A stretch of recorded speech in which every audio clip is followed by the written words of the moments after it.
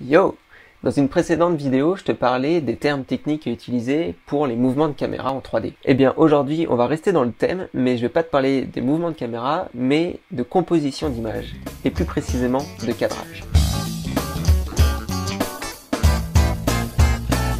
Au fait, je m'appelle Titouan, je suis animateur 3D et sur cette chaîne, je te partage ma passion. Donc si ça te plaît, tu peux me lâcher un petit like. Et si tu veux en apprendre un peu plus, tu peux t'abonner et surtout activer la cloche pour ne rien louper des prochaines vidéos. Alors, le cadrage, c'est un sujet plus que captivant et très intéressant. En fait, c'est à travers ton cadrage et à travers ta composition d'image que tu vas pouvoir transmettre au spectateur une intention, une émotion, en fait des informations sur l'histoire que tu es en train de lui raconter. Un cadrage qui est très loin du protagoniste ne va pas du tout avoir la même signification qu'un cadrage très proche où la caméra est collée au visage de ce protagoniste. Par exemple, une caméra très loin va avoir tendance à minimiser le personnage au milieu d'un décor gigantesque, donc ça va lui donner beaucoup moins d'importance. Alors qu'un cadrage collé au visage de ce personnage, on va tout de suite pouvoir lire les émotions dans ses yeux, dans son regard, dans son visage. Donc c'est vraiment deux intentions complètement différentes. Et donc je vais te parler de tous ces cadrages dans l'ordre. On va commencer du plus loin et on va se rapprocher petit à petit. Donc le premier cadrage dont je vais te parler, c'est le cadrage où la caméra est très loin de notre protagoniste et il est tout petit dans l'image et en fin de compte, on se concentre principalement que sur le décor. Ça va être un plan d'ensemble. En fait, parfois, dans les plans d'ensemble, il n'y a même pas de personnage. Simplement, quand tu filmes un décor de loin pour avoir une vue d'ensemble, eh ben, ça s'appelle un plan d'ensemble. Ensuite, on a le plan moyen ou plein pied. En fait, ce plan plein pied ou moyen, c'est un petit peu différent d'ailleurs, je devrais peut-être pas les mettre ensemble. Le plan plein pied, c'est pas facile à dire. En fait, ça consiste à filmer un personnage dans son ensemble, donc ne pas le couper. Mais il va prendre quand même une grosse partie de l'image. En fait, il va prendre un maximum de place possible sans être coupé. Et ensuite, le plan moyen, parfois c'est la même chose, ça va être le personnage en entier qui n'est pas coupé et qui prend le maximum de place. Mais parfois, on va pouvoir couper un petit peu en dessous des genoux, genre au tibia. Donc ça on peut aussi l'appeler le plan moyen. Et il me semble qu'on peut aussi l'appeler le plan à l'italienne, mais je suis moins sûr. Là, c'est des souvenirs qui reviennent, mais je suis pas sûr à 100%, mais il me semble. Ensuite, on va encore rapprocher notre caméra, et cette fois-ci, ça va s'appeler le plan à l'américaine, ou aussi le plan 3/4. Mais je préfère dire américaine parce que j'ai un super mnémotechnique pour ça. Mnémotechnique. En fait, on pense souvent aux westerns, les vieux films américains justement, où dans les duels de flingue, il fallait être suffisamment proche du personnage pour voir ses émotions, pour voir la tension dans son regard, mais en même temps, voir ses flingues dans leur... comment ça s'appelle, les étuis à flingues? Non, enfin voilà, il fallait voir les flingues accrochées aux cuisses et les mains juste à côté, prêts à dégainer. Donc c'était pour être le plus proche possible tout en voyant les flingues.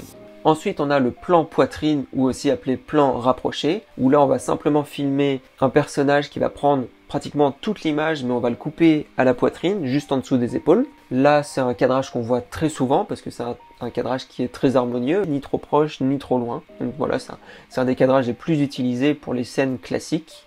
Et ensuite, on va pouvoir encore plus se rapprocher avec un gros plan. Le gros plan, ça consiste à filmer la tête dans son entièreté, mais que la tête. Donc on va couper au cou ou juste au-dessus des épaules. En fait, là, on va vraiment voir toutes les émotions dans un visage. On va pouvoir se concentrer sur la personnalité du protagoniste qui est à l'image. Alors ça va être des cadrages moins utilisés, mais c'est des cadrages qui ont vraiment une signification pour mettre en avant ce personnage, voir son mental, l'état d'esprit dans lequel il est. Et enfin, on va encore se rapprocher, et là ça va s'appeler le très gros plan. Ouais, ils se sont pas foulés pour le nom de celui-là. Là, le très gros plan, ça va être filmé que le regard, ou que une partie du visage, par exemple si on filme ici à la moitié. En fait, ça va vraiment permettre de se concentrer sur une toute petite partie de ce personnage, en général au niveau du visage. Ensuite, on va sortir d'un cadrage classique avec un personnage, mais on va parler d'objet cette fois. Et on va parler du plan objet et du plan d'insert. Ces deux plans sont souvent confondus, je les ai d'ailleurs souvent confondus, mais en fait, il y a une petite différence entre plan d'objet et plan d'insert. Un plan d'objet, ça va être quand on va filmer un objet et parler de celui-ci. Par exemple, voilà, là j'ai une enceinte, et ben je vais te parler de mon enceinte et en même temps, je vais te la montrer à l'image. Donc ça va être un plan d'objet, pardon. Et un plan d'insert, ça va être un petit peu différent. On va pas filmer un objet quand le personnage va en parler ou quand il va y avoir des explications à propos de cet objet ou vraiment une démonstration de cet objet, mais ça va plutôt être le rappeler à l'image pour rappeler l'idée qu'il évoque ou rappeler cet objet d'ailleurs.